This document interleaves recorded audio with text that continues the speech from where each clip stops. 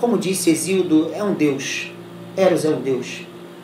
Logo depois você tem um discurso mais à frente de Erixímaco, que é um médico, e que ele está pegando um discurso que era comum nos pré-socráticos, de que o amor, na verdade, ele é um princípio cósmico, de produção de agregação, e de uma tensão que não deixa que o movimento da realidade não dissolva a realidade, mas produza configurações, novas unidades. Por isso é que, na verdade, por mais que exista dissipação, o ódio, alguns pré-socráticos pensaram isso, o amor sempre inventa da dissolução novas formas de agregação. Então o amor não é um problema humano, ele é um problema antropocósmico.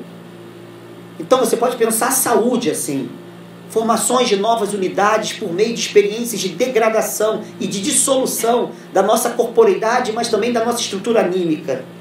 Portanto, os nossos humores, os nossos pensamentos, e tudo isso que para a Grécia Antiga, na medicina grega, atingia o nosso estado de saúde. Aliás, uma palavra bonita que se usa, uma delas em saúde, soteria, que é libertação, salvação. Saúde tem a ver com libertação e salvação. Muito interessante.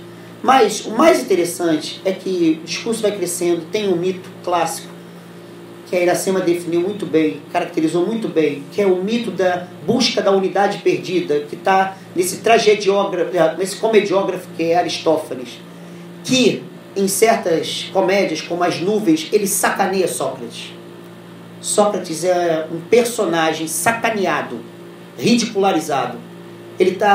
O Aristófanes está entre os três grandes que falaram alguma coisa sobre Sócrates, transformando Sócrates em personagem literário. Então, ele aparece lá para expor essa ideia de que a gente, no início, tinha grupos unificados e que, por causa do ciúme de Zeus, que vê que essas unificações produzirão um poderio tremendo na condição humana, ele vai lá e rompe. Então, toda forma do Eros atuar é pela busca de uma unidade que fora originariamente perdida. O que o Platão pensa sobre o modo como o Eros ele tem que lidar com problemas que são problemas radicalmente gregos. E esse me parece o grande problema da Grécia. Como pensar plenitude na mortalidade? Diferentemente do cristianismo, não há um lugar compensatório. Pode existir uma instância que atravessa essa vida, que ela pode ser a instância que doe sentido a esta vida, mas ela é nesta vida e para esta vida. Não precisa do céu. Uranos, que é uma das partes do discurso, que é uma divindade, que é o céu, ela não é um lugar que se conquista após a morte. Então até a noção de divindade celeste, ela tem a ver com a condição humana terrestre.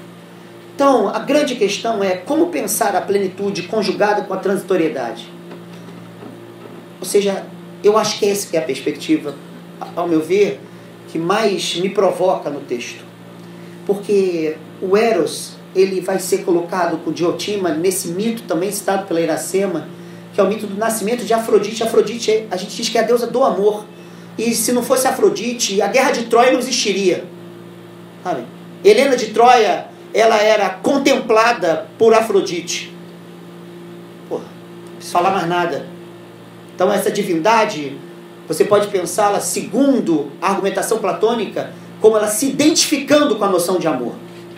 Mas o que acontece é que na festa dela, você tem outras figuras divinas, muito interessante, que é Pênia, que é a pobreza, daí penúria, em português, como essa divindade do Poros, que é a riqueza, né, essa planificação de fortunas, né, que os gregos tinham, inclusive, sobretudo no imaginário social. E a riqueza enche os cornos na festa e desmaia. É muito interessante, é um estupro feminino. A pobreza vai lá, estupra, engravida, e nasce Eros. Então, me parece que o grande desafio de Platão é pensar que esse amor que é Eros, existem outras formas de amar, mas este amor, ele mescla o que logicamente é contraditório. Riqueza com penúria. Por isso é que Eros é uma tensão que ele nunca para em meio a um caminho que se inventa e reinventa continuamente. Portanto, isso é uma mola propulsora. O Eros é uma mola propulsora. E diferentemente da maneira como a psicanálise interpretou essa obra, não significa que o desejo está marcado por falta. Está errado, Lacan errou. Queria conhecer o Lacan, seu amigo, da Lícia, que é psicanalista, para falar para ele, rapaz, você está falando de tudo menos dessa obra. Porque a grandeza dessa obra está em dizer que não é a penúria que marca o amor, é uma plenitude que se dá conjugada com penúria. E por isso, como o amor não para, ele se excede e ele vai a cada vez se intensificando e buscando intensificar o bem que ele busca no belo que o atrai. No Fedro, na obra do Fedro, é muito interessante que tem a interpenetração desses dois conceitos platônicos, beleza e bem, Ágaton. Está na casa de Agatão. Mas ali já aparece.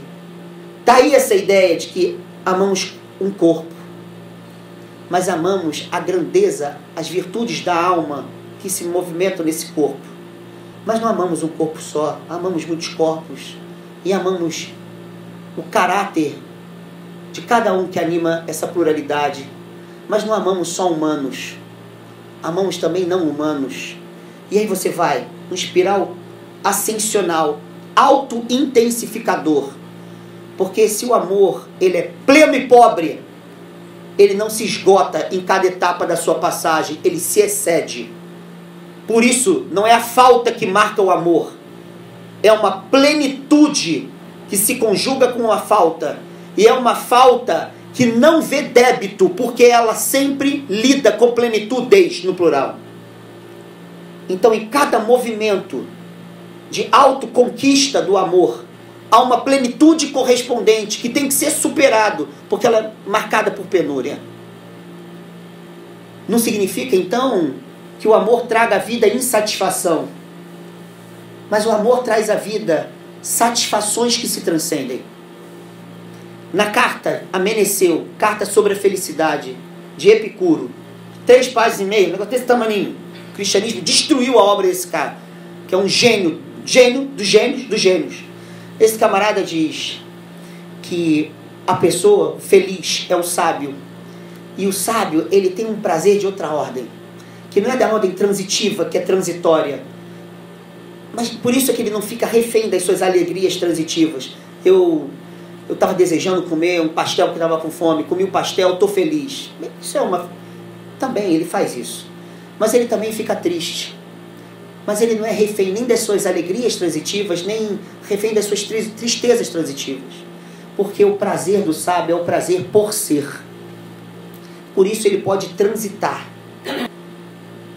O Eros, ele responde, me parece, por plenitudes no plural, que se ultrapassam.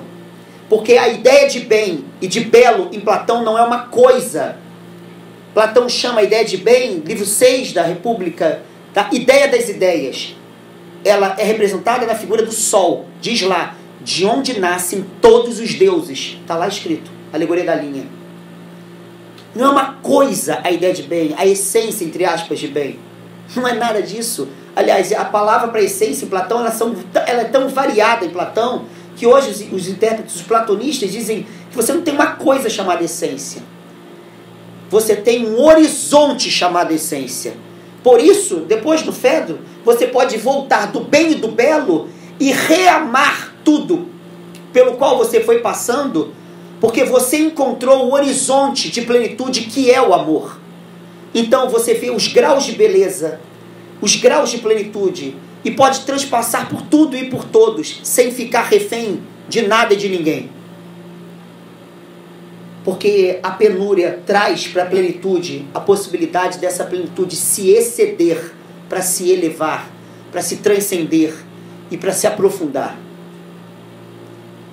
Daí me parece que está a grandeza dessa obra. É que o Platão talvez nos ensine que nessa forma de amar, a gente pode conjugar excesso com escassez. E em cada etapa das nossas possibilidades de amor, nós temos possibilidades singulares de plenitude. Por isso, o excesso do amor não excede porque está para além de, excede porque nos faz atravessar e estar em meio a. O amor é atravessamento, reinvenção de si, planificação plural de si, porque ele nunca se basta, porque sendo pobre, ele vai se enriquecer de um outro modo. E aí, volta ao poema que eu citei no início. Que pode uma criatura, se não entre criaturas, amar?